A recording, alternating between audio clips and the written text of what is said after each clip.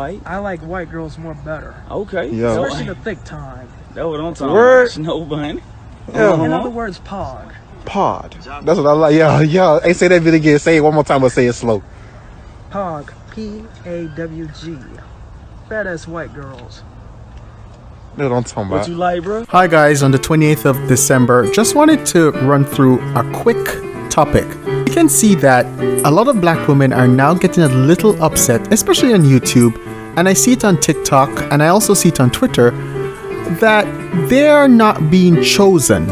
And this is something to think about. I'm a sports guy. I like the NBA, I like the NFL, and I kind of see this as people on the bench, sitting on the bench waiting to be chosen. And, there's certain people who are permanently on the bench. They're permanent bench warmers. They're not starters, and the coach is not calling them up to go get some game time. They are now fixed on the bench, and they are now cheerleading while the players are on the court enjoying themselves and competing for the treasure and the prize. And I think in this case the prize is a loving, healthy relationship. Now, if I was sitting on the bench for years, I would get a little upset. So I have no issue with black women who think that, hey, it's time for me to go another route. That's why I'm always as supportive of divesting, because my thought is, if you're not being chosen, what are you waiting and sitting around for? And it doesn't make sense for someone to be used by someone else, right? Because I'll put up a little chart here. I call it RETAC. Which stands for, are you rejected, ignored, tolerated, accepted, celebrated? And this is very important, because if you're rejected, then you'll find that you're not actively courted, you're not introduced to anyone's family, you're not taken on dates, and no one wants to sleep with you. That's a category. Very few people find that themselves in there. Are you ignored? Meaning that you're not actively courted, you're not introduced to families, you're not taking dates, but men would sleep with you. That's a category a lot of women do find themselves in. Tolerated is another one. Now you're taken on dates, and of course, like it's default, they'll sleep with you. Accepted now is a bigger one. They'll introduce you to family, they'll take you on dates, would sleep with you, that's a given, but you're not actively courted. This is where guys are on the fence. They basically are there, they'll hang out with you, it's up to you, it's dependent on a vibe. And then you have celebrated, where this guy is in love bomb mode. This guy worships the ground that you walk on.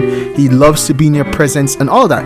This is very important because it has two different impacts on the current dating market. For black women, a lot of black women are finding themselves in the RIT, they're rejected, ignored, or tolerated. Now, when they say preferences, some people are saying, hey, these are the preferences. And we know, I'm from Jamaica, and I was listening to a call, a prominent host, and the guy said, hey, he kind of intimated that the standard of a woman of beauty is Marilyn Monroe. And I went, oh my God, did he just say that? Did he just reveal what a lot of Caribbean men think? So it's sad, and people need to understand, being from the Caribbean, there is a bit of a historical caste system. It's not rigid, but you found lighter skinned people, in the upper middle echelons. You found darker folks on the lower end, and you found, white folks, from on the top rung. You find a lot of black folks now moving into the upper echelon based on political involvement and offices, and also based on becoming the managerial class. So he revealed a lot right there. He said a lot there, but let's look at it now, how it operates. So you have a lot of black women now who are angry, who are in the RIT stage, as we said, rejected, ignored, tolerated. This is a very challenging dating market. As we can see, there is definitely a preference shown. This preference is shown over and over anecdotally, and you can actually see it in the statistics, whereas as black men get more educated, they do marry out more. And this has to do with, I think, more likely opportunity. I always go back to one of the great philosophers. I don't mean it as a joke, but I think comedians are philosophers. I do think that if you listen to Dave Chappelle long enough, or Chris Rock, you'll figure out that they are modern day philosophers. And I go back to Chris Rock. a man is as faithful as his options, and I do believe him. He made that statement in one of his stand-up comedic acts, and I do think that that is true. And I think that black men, after Loving versus Virginia in 1964, there has been a tidal wave of black men pursuing other races of women. And right now, you can see it that if we use that scale, that RITAC scale, which is, are you rejected, ignored, are you tolerated, accepted, or are you celebrated? And what we're finding out is that a lot of black women are finding themselves on the RIT part of it, rejected, ignored, tolerated. And when you're on that side, the pursuit is different. I mean, in dating, you have, you pursue and then you move to relationship part, which is more partnering. What we're finding out is a lot of black men are pursuing not for the reasons of entering a relationship, but pursuing for a hookup, pursuing for a dalliance, but not a long-term relationship. Now, this doesn't say that all black women are getting this. I mean, there are lots of black women in relationships, but those who have a justified reason for being disgruntled are not being pursued with the purpose of a relationship, and they know this. And there's some who are just outright rejected. They have no one, talking to them, no one going after them. I won't focus on the rejected. I think that's a minority. I think that more the ignored and the tolerated. And so for the ignored and the tolerated, this is a very challenging dating market because these guys are dating with the purpose of sleeping with a woman rather than a relationship, and that is the problem. And when they are ready to commit, I think that people are seeing who they're committed with. So that's why it's pronounced with this whole thing of preferences. Because the same man who will date a woman, have dalliances with a woman, have a situationship with a woman, that's a brand new word I learned, he will leave that woman and have, get down on a knee and propose to another woman, a woman of lighter complexion or of a different race. This is obvious. And I think among black men, this is something that needs to be understood. And so what happens with these black women who are in that RIT stage, rejected, ignored, tolerated, they're put on the bench.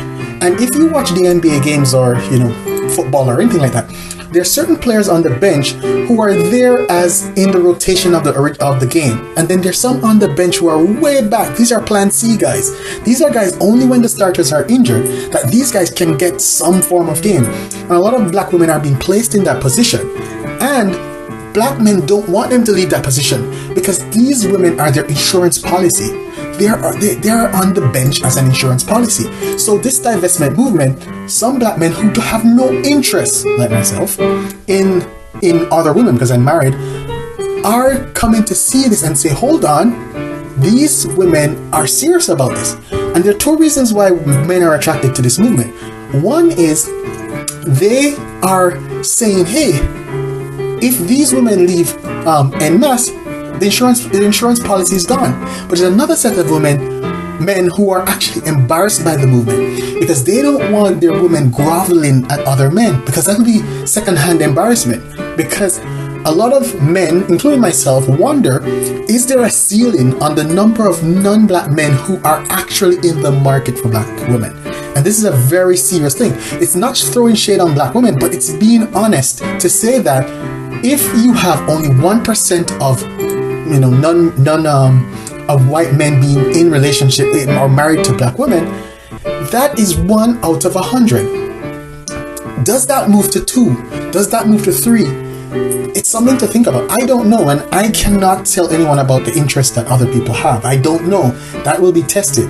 But I think that this movement is interested, it's needed and interested, but holistically, the collective image of black women needs to be improved and worked on, and that will take help from black men. And also individually, black women, I do believe, need to level up. Education-wise, physical-wise, all of those things. Because once you enter on the stage, the main stage, you enter the big arena. Now you're in competition with Becky and Maria and Ling Ling. You are in competition for their men. Not your men, their men. And this is where it becomes a bit more complicated. So that's something that, we should think about. I plan to cover a lot more on this topic